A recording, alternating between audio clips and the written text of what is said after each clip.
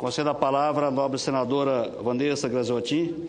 Antes, porém, queria registrar a presença na casa da prefeita eleita do município de Jorge Teixeira, do estado de Rondônia, senhora Maria Aparecida Simon, conhecida como Neném, Cida do Neném, que se encontra aqui presente honrando a nossa casa, a única mulher eleita pelo PMDB no estado de Rondônia. Parabéns, Cida, fique à vontade.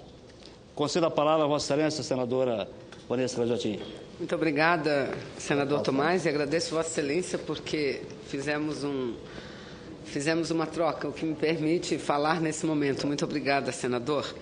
Mas eu quero, da mesma forma que fizeram vários parlamentares, senadores que me antecederam na tribuna no dia de hoje, falar a respeito do encontro que está ocorrendo no dia de hoje, em Brasília, aqui no Senado Federal, organizado pela Confederação Nacional dos Municípios, a CNM, e que conta com uma participação expressiva de prefeitos e prefeitas atuais, inclusive os eleitos que tomarão posse no dia 1º de janeiro, e cujo centro da sua discussão, senhor presidente, é, primeiro, fazer uma campanha para que a presidenta Dilma não vete o projeto de lei aprovado pela Câmara recentemente e que é uma repetição daquilo que nós aprovamos aqui no Senado Federal, que trata de uma nova forma de redistribuição dos royalties em nosso país. E importante, eu aqui destaco que entre os prefeitos do Brasil inteiro há uma participação muito importante, significativa, de prefeitos e prefeitas que representam aqui os municípios da região norte. Vossa Excelência, senador Tomás, acaba de comunicar, registrar a presença da prefeita de um dos municípios do estado de Rondônia. Da mesma forma, o meu querido estado do Amazonas está participando desse encontro da Confederação Nacional dos Municípios, com a presença de vários prefeitos e prefeitas atuais e aqueles que foram eleitos. Eu aqui, para não fazer injustiça, quero citar alguns municípios que se encontram presentes. O município de Urucurituba, o município de Iranduba, o município de Nova Olinda, enfim, vários municípios têm a sua representação aqui. E eu quero dizer também, senhor presidente, que concordo, o presidente Sarney acaba de entrar ao Senado, dizer, presidente Sarney, que eu tenho muita concordância, obrigada, muita concordância com a bandeira que está sendo levantada com muita força pelos prefeitos dos mais de 5.000 municípios brasileiros, para que a presidenta não vete o projeto de lei aprovado pelo Congresso Nacional, porque, afinal de contas, nós estamos tratando dos royalties do petróleo que são extraídos da plataforma continental, do mar, senhor presidente. E o impacto que essa extração traz aos municípios diretamente, ao município próximo de onde estão as plataformas, não é o mesmo impacto que tem quando o petróleo é extraído em terra. Não é o mesmo impacto. Então, eu considero que ganha o Brasil, quem a ganhou com a aprovação desse projeto foi o Brasil, foram os aproximadamente 5.440 municípios que a regra beneficiará. As contas que faz a Confederação Nacional dos Municípios é que mesmo nos estados do Rio de Janeiro e do Espírito Santo, que são os estados produtores, o Rio de Janeiro, sobretudo, no Rio de Janeiro serão 59 municípios que terão a sua condição, os seus repasses ampliados a partir da nova regra. Ou seja, senador Tomás, a maioria, inclusive dos municípios do Rio de Janeiro, ganharão com a nova medida, com a nova lei aprovada. E no estado do Espírito Santo são quase 54% dos municípios que também ganham com a nova regra de distribuição. E ainda, segundo o levantamento da Confederação Nacional de Municípios, a perda, entre aspas, do Rio de Janeiro ficaria em torno, do estado do Rio de Janeiro, ficaria em torno de 4% daquilo que ele arrecada atualmente. E que esse 4% seria plenamente compensado com a ampliação da produção de petróleo naquele estado. Ou seja, então eu quero aqui dizer que estou junto com todos aqueles que defendem o não veto à lei que estabelece uma forma mais justa, uma forma mais democrática de redistribuição dos royalties, né? Deixar claro isso. Segundo lugar, os municípios reivindicam também um apoio do governo federal em relação à queda brusca na arrecadação que tiveram ou que estão tendo ao longo deste ano de 2012.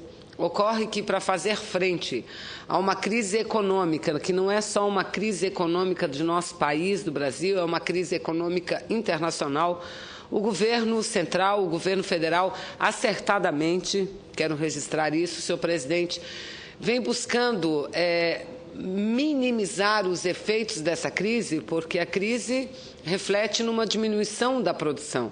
E quando a produção diminui não só a arrecadação do poder público, mas diminui também os empregos existentes no Brasil. E para fazer frente a essa crise econômica que atinge o Brasil, como atinge grande parte das nações do mundo, aliás, uma crise que começou em 2009 nos Estados Unidos e rapidamente atingiu a União Europeia, ou seja, os dois maiores centros econômicos do mundo e mais desenvolvidos, os dois centros mais desenvolvidos do mundo.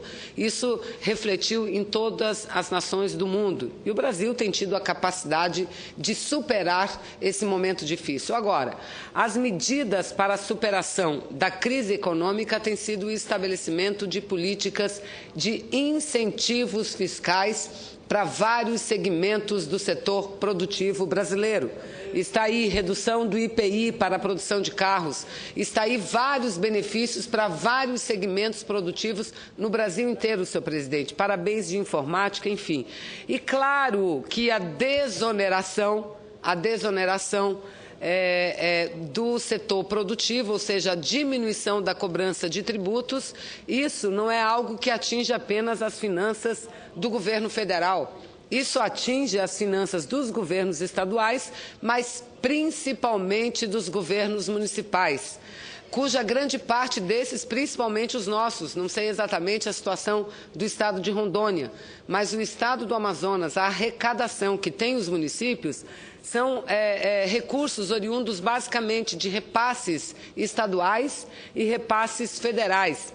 Se há desoneração por parte do governo federal para diversos segmentos do setor produtivo, essa desoneração ela acaba impactando com muito mais força os municípios. Então, todos eles estão aqui conclamando, solicitando um apoio do Parlamento brasileiro para que o governo federal, mais uma vez, venha ao socorro desses municípios brasileiros. E no passado isso já aconteceu, senhor presidente.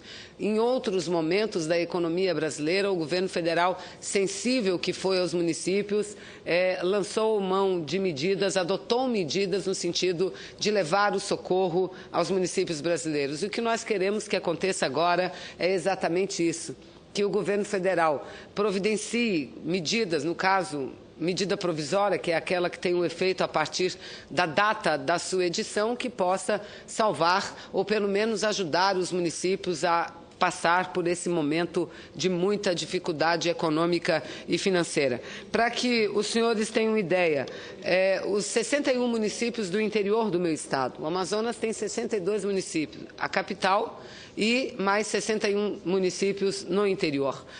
O déficit que se calcula, isso pela Associação Amazonense de Municípios, somente dos municípios do interior está na ordem de 330 milhões de reais, que para muitos pode não parecer uma grande cifra, mas para cada um dos 61 municípios isso representa, inclusive, a possibilidade ou não só de dar continuidade às obras, aos investimentos, mas, em muitos casos, ao pagamento dos próprios servidores municipais, senhor presidente, porque, ao tempo em que houve uma queda na arrecadação, e uma queda brusca na arrecadação, houve um aumento que é natural das despesas desses municípios. E isso faz com que esse desequilíbrio econômico, financeiro dos municípios do meu estado do Amazonas, e não é diferente nos outros estados brasileiros, tenha provocado tantos transtornos, não só às administrações municipais, mas ao conjunto de servidores e à população que vivem nesses municípios. Então, eu quero aqui me somar àqueles que defendem que a presidenta Dilma deva tratar isso com prioridade. E, para concluir, senhor presidente, nesse pouco tempo que me resta, eu quero, voltando à lei dos royalties, dizer aqui que eu entendo que nós precisamos, visto que a lei aprovada tanto pelo Senado quanto pela Câmara dos Deputados não prevê uma vinculação formal do gasto desses recursos em determinados segmentos sociais, ou seja, não há uma vinculação, por exemplo, para a aplicação dos recursos em educação. Eu entendo que nós devemos aprovar outros dispositivos que garantam um maior investimento do Brasil na educação. Senhor presidente. E aí eu destaco também a importância de aprovarmos o novo PNE, porque o novo PNE, que é a proposta do Plano Nacional de Educação para o decênio de 2011 a 2020, prevê um aumento significativo dos gastos em educação, ou seja, o PNE, proposto pelo próprio Ministério da Educação, propõe passar dos atuais 5% do PIB que são investidos em educação para 10%, ou seja, dobrar o investimento brasileiro em educação imediatamente, já nos próximos anos. Isso é necessário, senhor presidente, porque apesar de sermos a 6ª maior economia do mundo, apesar de sermos a 6ª maior economia do mundo, repito, apesar dos esforços do governo federal, com o aumento dos investimentos na área social, ter tirado aproximadamente 40 milhões de pessoas da faixa da pobreza extrema e absoluta, apesar disso, nós ainda ostentamos e ocupamos a 84ª posição no que diz respeito ao Índice de Desenvolvimento Humano, senhor presidente, ao IDH.